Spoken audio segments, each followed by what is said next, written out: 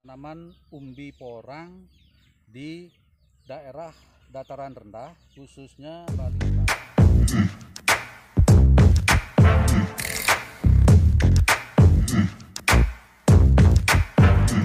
Wayan.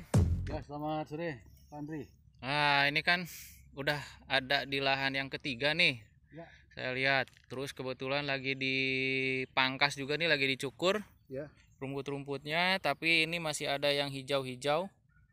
Ada yang hijau-hijau dan sebagian masih ada yang hijau-hijau. Terus untuk kedepannya nih Pak, musim tanam ini nih, rencananya yang bagus seperti apa untuk apa namanya musim tanam besok, karena kan sudah belajar nih dari awal kemarin nih sampai sekarang hasilnya seperti ini. Gimana Pak, mungkin buat informasi atau berbagi dengan teman-teman nih, apa sebaiknya yang dilakukan dengan keadaan kelembaban suhu di atas 30 derajat seperti ini? Gimana Pak, sharing-sharingnya Pak? Oke, terima kasih Pak Andri.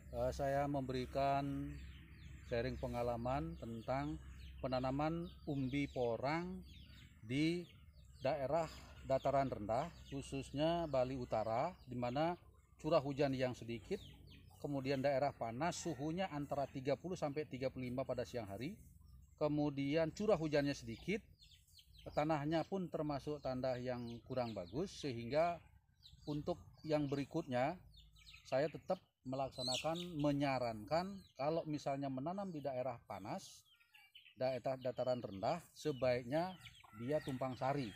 Seperti salah satu contohnya sudah ada pohon-pohon santan ya dengan buah naganya.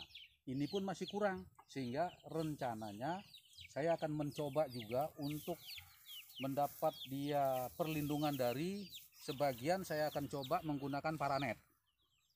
Nah, itu paranet sebagai tambahan perlindungan untuk di bawah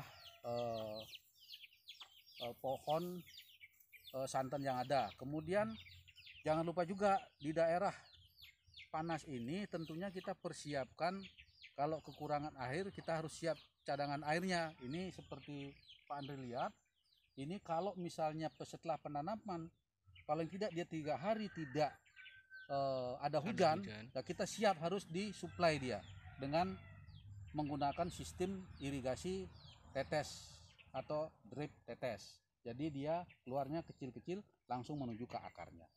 Jadi antara naungan kemudian sama airnya harus dikombinasi.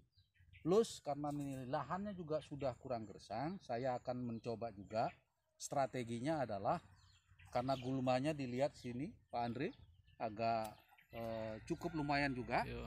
Kalau misalnya kita menggunakan tenaga kerja ya lumayan lama untuk 1 hektar ini, sehingga kedepannya saya mencoba menanam dengan menggunakan mulsa.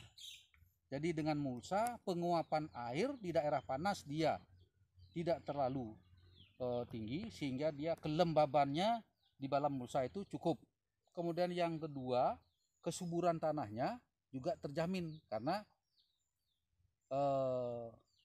rumput-rumputnya dia hanya hidup di luar daripada mulsa, sehingga unsur hara yang ada di dalam bedengan tersebut khusus untuk porang saja. Kalau sekarang pun bergabung. Jadi porangnya di situ juga, kemudian rumputnya juga di situ. Kalau misalnya kita istilahnya bersihkan rumputnya atasnya, dia akarnya di bawah masih tetap unsur hara yang sama tempatnya, sehingga dia berlomba antara porang dengan rumputnya. Itu strateginya untuk di daerah yang dataran rendah dekat pantai panas. Naungan yang pertama, kemudian yang kedua suplai airnya bila tidak terjadi hujan, kemudian ditambah dengan kalau misalnya masih ada modal dengan pembuatan bedengan ditambah dengan mulsa. Karena saya sudah di lokasi kedua tadi itu, hasilnya yang di dalam mulsa sama yang di luar beda. Itu dia lebih bagus hasilnya yang di dalam mulsa, kemudian lebih besar hasilnya daripada kita tanpa mulsa. Itu strateginya ke musim nanti 2020 nanti Pak. Oke, terima kasih Pak Wayan untuk informasinya. Semoga bermanfaat nih untuk teman-teman. Jadi kalau ada lokasi yang seperti ini, strateginya ya seperti itu, seperti yang disampaikan Pak Wayan. Oke Pak Wayan, semoga sukses untuk tanam di musim depan. Terima kasih waktunya Pak. Sama-sama Pak Andre, selamat sore, sukses selalu untuk P3B Bali.